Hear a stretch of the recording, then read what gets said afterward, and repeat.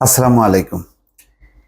বিজেপির এমপি অভিনেত্রী কঙ্গনাকে চড় মেরে রীতিমতো সেই কনস্টেবল এখন সবার প্রশংসা কুড়াচ্ছেন। অনেকেই তাকে লাখ টাকা পুরস্কার দিতে চাচ্ছেন, কেউ চাকরি দিচ্ছেন, এরকম অফার। তার মানে হচ্ছে বিজেপি ভারতে যে একটি অত্যন্ত নিন্দিত একটি দল, সেটা কিন্তু প্রমাণ হচ্ছে।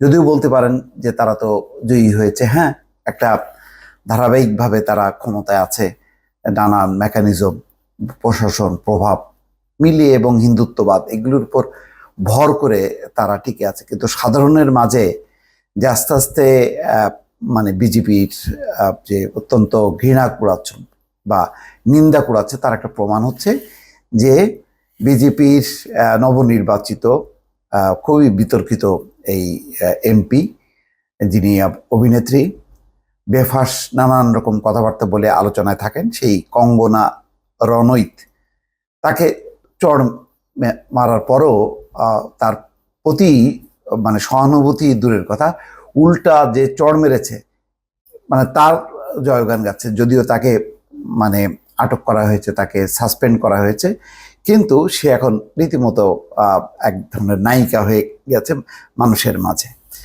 তো খবর হচ্ছে এই যে ভারতের লোকসভায় বিজেপির নবনির্বাচিত এমপি কঙ্গনা রনৌতকে চড় মারার ঘটনায় সাময়িকভাবে বরখাস্ত কনস্টেবল কুলবিন্দর কৌরকে চাকরি দিতে চেয়েছেন বিশাল দাদলানি। বলিউডের খ্যাতিমান গায়ক সুরকার বিশাল কুলবিন্দর কৌর ভারতের সেন্ট্রাল ইন্ডাস্ট্রিয়াল সিকিউরিটি ফোর্সের কনস্টেবল, সিআইএসএফ এর কনস্টেবল। নিজের ইনস্টাগ্রামে দেওয়া এক পোস্টে কুলবিন্দর কৌরের পাশে দাঁড়ানোর কথা জানান বিশাল। যদি কুলবিন্দরের বিরুদ্ধে প্রশাসনিকভাবে কোনো ব্যবস্থা নেওয়া হয় তাহলে তাকে চাকরি দেওয়ার প্রতিশ্রুতি দেন তিনি। পোস্টে বিশাল লেখেন, আমি কোনো ধরনের সহিংসতা সমর্থন করি না, তবে আমি ওই সিআইএসএফ এর সদস্যের রাগের কারণ বুঝি। যদি সিআইএসএফ তার বিরুদ্ধে কোনো ব্যবস্থা নেয় তাহলে আমি এটা নিশ্চিত করতে পারি যে তার চাকরির ব্যবস্থা করা হবে, অবশ্য যদি তিনি সেটা নিতে চান। অভিনেত্রী থেকে রাজনীতিবিদ বনে যাওয়া কঙ্গনা রানৌতকে গত বৃহস্পতিবার চণ্ডীগড় বিমানবন্দরে কুলবিন্দর কৌর চড় মারেন বলে অভিযোগ। এই ঘটনায় কুলবিন্দরকে তাৎক্ষণিকভাবে সাময়িক বরখাস্ত করেছে কর্তৃপক্ষ। তাকে আটক করে হেফাজতে নেওয়া হয়েছে, তার বিরুদ্ধে থানায় এফআইআর করা হয়েছে।